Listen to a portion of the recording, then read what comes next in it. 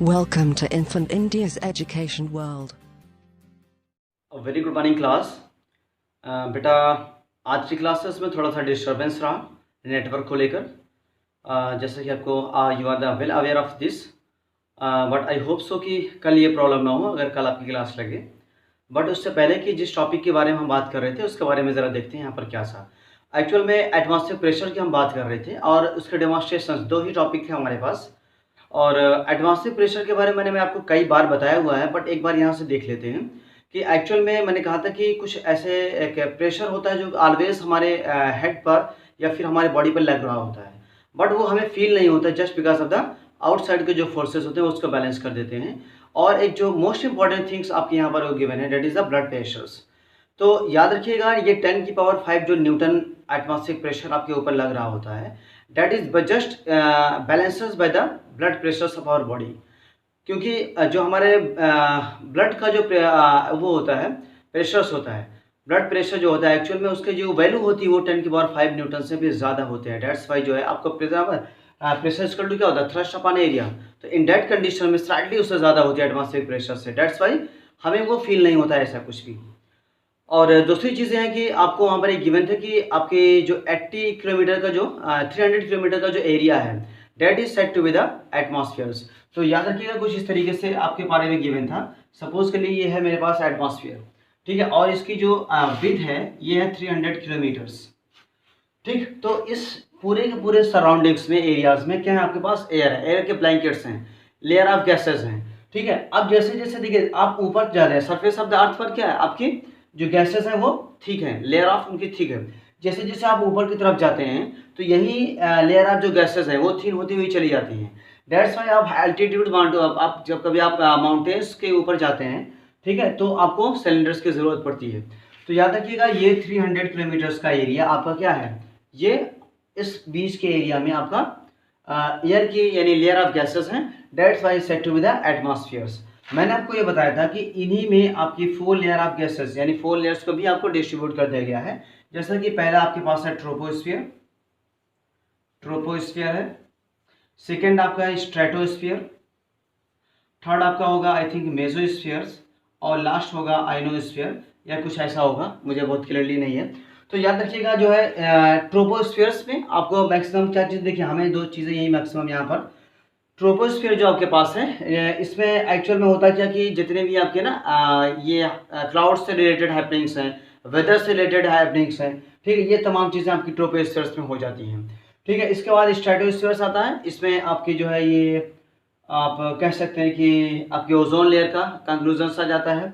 तो ये इसके यहाँ से ये चीज़ें हो जाती हैं। तो याद रखिएगा मोस्ट इंपॉर्टेंट आपके लिए है ट्रोपोस्फियर्स, क्योंकि ये चीज़ आ गई तो मैं आपको थोड़ा सा माइंड में आगे बता दिया कि यहाँ पर वेदर से कंडीशंस यानी वेदर से रिलेटेड आपकी हैपनिंग्स हो सकती हैं, जिससे ना बारिशें आदि है, इस तमाम चीज़ें आपकी यहीं से होती हैं इसी उसमें। इनको भी इसी 300 किलोमीटर्स में डिवाइड किया, जैसे 0 से 40 मान लीजिए ये आपकी होगी, देन 40 से एबव आपकी मान लीजिए 120 तक ये है, समथिंग लाइक दिस। इस तरीके से ये लेयर्स आपकी बढ़ती हुई चली जाती हैं। तो ये आपका एटमॉस्फेरिक प्रेशर्स के उसमें था। देखिए मेन कॉन्सेप्ट आपकी जो बुक में गिवन है वो कुछ ऐसे है, 1 किलोग्राम फोर्स, और देखिए इसी चीज़ को आप बोलेंगे weight, weight of the body. और वेट ऑफ द बॉडी को मैंने आपको बताया m इंटू में G, mass of the object divided the multiplied by the gravity of G. तो इन दैट कंडीशन में आप क्या करेंगे कि m की वैल्यू को, क्योंकि 1 kg है ना, ये है m, सो m की वैल्यू को हम 1 kg लिख देंगे, और g की वैल्यू आपको पता है डेट इज 10 होती है। सो आप 10 से मल्टीप्लाई कर देंगे तो जो वेट आपका आ जाएगा डेट इज 10 न्यूटन आ जाएगा। तो वेट जो है W की वैल्यू हो जाएगी 10 न्यूटन्स। बट यहाँ पर जब आप अपनी बुक में देखेंगे वहाँ पर तो लिखा हुआ है 1 किलोग्राम फोर्स पर सेंटीमीटर स्क्वायर, क्योंकि आप बात किसकी कर रहे हैं, प्रेशर की कर रहे हैं ना। तो प्रेशर से क्या होता है, थ्रस्ट अपॉन एरिया होता है। तो आपका थ्रस्ट समथिंग लाइक दिस है और एरिया आपका ये है। तो यहाँ पर जो आप प्रेशर की बात कर रहे हैं वो है थ्रस्ट अपॉन एरिया के अकॉर्डिंगली। अब यहाँ पर जरा देखिएगा, ये तो मैंने 1 किलोग्राम फोर्स की वैल्यू को निकाल लिया 10 न्यूटन, क्योंकि 1 kilogram force is equal to just what is weight है। तो वेट ऑफ द ऑब्जेक्ट को mg से मैंने मल्टीप्लाई किया, डेट इज बिकम्स 10 न्यूटन्स आ गया। अब जरा सेंटीमीटर के बारे में बात करिए। तो सेंटीमीटर्स के बारे में अगर आप बात करेंगे तो आपको पता होगा 1 सेंटीमीटर इक्वल टू क्या होता है, 100 मीटर्स होते हैं, और 1 मीटर इक्वल टू क्या हो जाएगा, 1 अपॉन 100 सेंटीमीटर हो जाएगा। अब जरा अगर आप बात करिएगा सॉरी ये उल्टा हो गया, 1 मीटर इक्वल टू 100 सेंटीमीटर्स। तो 1 centimetre is equal to 1 centimetre is equal to 1/100 metres. अब 1/100 को आप मैथमेटिकली आप लिख सकते हैं साइंटिफिक नोटेशन के फॉर्म में 10 की पावर 2। यहाँ पर देखिए 1 के आगे 2 जीरोस हैं, तो यहाँ पर वो लिख सकते हैं आप 10 की पावर 2। अब याद रखिएगा 10 की पावर 2 को आप लिख सकते हैं 10 की पावर -2। ये वाला डिनोमिनेटर वाला पोर्शन जब आप न्यूमरेटर में लेके आएंगे तो आप इससे लेंगे इस पावर्स को माइनस के साथ 10 की पावर -2 मीटर। तो इसका मतलब 1 सेंटीमीटर इज इक्वल टू आपके पास आ गया 10 की पावर -2 मीटर। अब जरा याद रखिएगा यहाँ पर सेंटीमीटर स्क्वायर है, तो इस चीज को आप मल्टीप्लाई करिए, 1 सेंटीमीटर इज इक्वल टू 10 की पावर -2 मीटर। आप दोनों तरफ स्क्वायर कर दीजिए लेफ्ट एंड राइट में, तो याद आप रखिएगा 1 centimetre square is equal to आ गया 10 की पावर -4 मीटर स्क्वायर। इस क्लियर हुआ? तो 1 सेंटीमीटर स्क्वायर इक्वल टू 10 की पावर -4 मीटर स्क्वायर। अब इस चीज की वैल्यू को यहाँ पुट कर दिए, देखिए मेरे पास कितना है, ऑलरेडी 1 किलोग्राम फोर्स की वैल्यू है 10 न्यूटन, और इसी चीज को मैं लिख दूंगा 10 की पावर -4 मीटर। तो याद रखिएगा मेरे पास इस -4 और यहाँ पर है 10 की पावर 1, तो ये एक्चुअल में चीजें ऊपर की तरफ जाएंगी। तो मेरे पास आपको पता है डिवीजन में पावर्स आपकी क्या होती हैं, सब्ट्रैक्ट होती हैं। तो इसके अकॉर्डिंगली देखिए ये 10 की पावर 1 प्लस होगा, और इसके बाद ये -4 है, तो ये -4 जब ऊपर जाएगा तो +4 हो जाएगा, डेट इज 4। तो आपके पास आ जाएगा 10 की पावर 5 आपका क्या हो जाएगा, पास्कल्स, क्योंकि आप प्रेशर निकाल रहे हैं तो आपका आ जाएगा पास्कल्स। तो याद रखिएगा, तो इसका मतलब 1 किलोग्राम फोर्स पर सेंटीमीटर स्क्वायर जो ये आप बात कर रहे हैं, एक्चुअल में ये 10 की पावर 5 पास्कल से इक्वलेंट होता है। किसके? 10 की पावर 5 पास्कल के इक्वलेंट होता है। तो याद रखिएगा 1 किलोग्राम फोर्स पर सेंटीमीटर स्क्वायर इक्वल टू होगा 10 की पावर 5 पास्कल्स।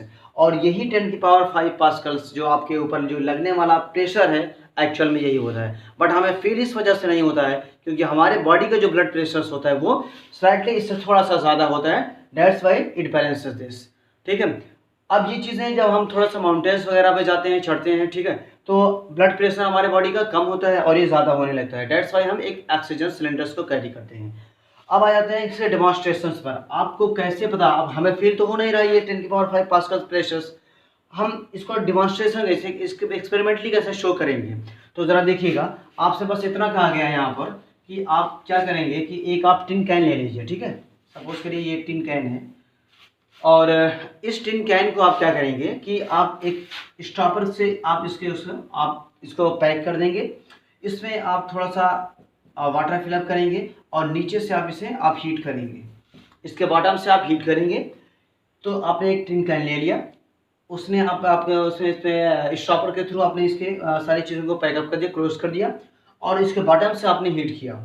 जब आप हीट करेंगे तो याद करिए कि यहाँ पर क्या होगा, इसके अंदर स्टीम का क्रिएशन होगा, मतलब भाप बनेगी ना।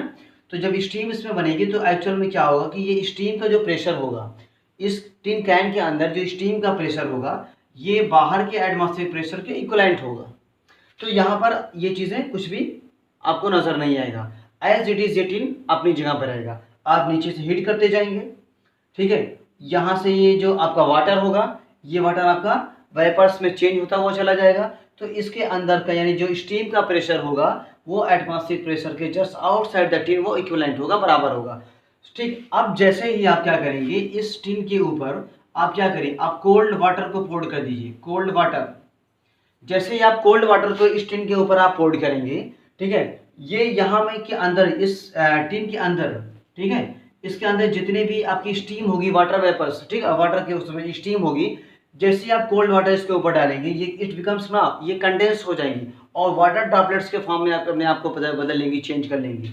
याद रखिएगा, जैसे ही आप कोल्ड वाटर इस टिन के ऊपर आप डालेंगे, इसके अंदर जो स्टीम थी यानी जो भाप थी वो तुरंत क्या हो जाएगी, it just changes at water droplets, यानी कंडेंस हो जाएगी और ये वाटर ड्रॉपलेट्स में बदल जाएगी।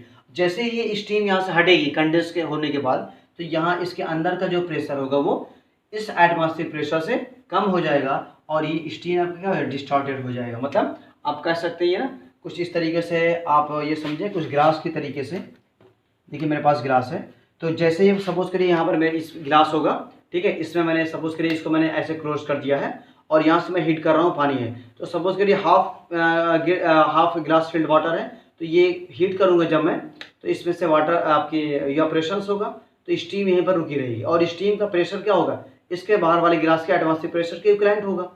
जैसे ही इसके ऊपर मैं क्या करूँगा, कोल्ड वाटर डालूंगा, तो ये यहाँ की जो आपके पास स्टीम होगी वो कंडेंस हो जाएगी। कंडेंस होने की वजह से इसके अंदर का एटमॉस्फेरिक प्रेशर जो होगा वो कम हो जाएगा, बाहर का आउट प्रेशर ज़्यादा हो जाएगा। इन दैट कंडीशन में आपका गिलास कुछ ऐसे हो जाएगा, इस तरीके से, ठीक है, समथिंग लाइक दिस। तो एक डिस्टॉर्शन इसको बोलते हैं। तो ये आपका एक एक्सपेरिमेंट था कि आप कैसे आप शो करेंगे कि 10 की पावर 5 जो पास्कल्स जो प्रेशर है वो उस पर लग रहा होगा, तो यही प्रेशर लग रहा होगा, प्रेशर लगने की वजह से डिस्टॉर्शन हो जाएगा। तो ठीक है बेटा, फिर नेक्स्ट वीडियो में मिलते हैं, तब तक की thank you and have a nice day. Please subscribe the channel and press the bell icon.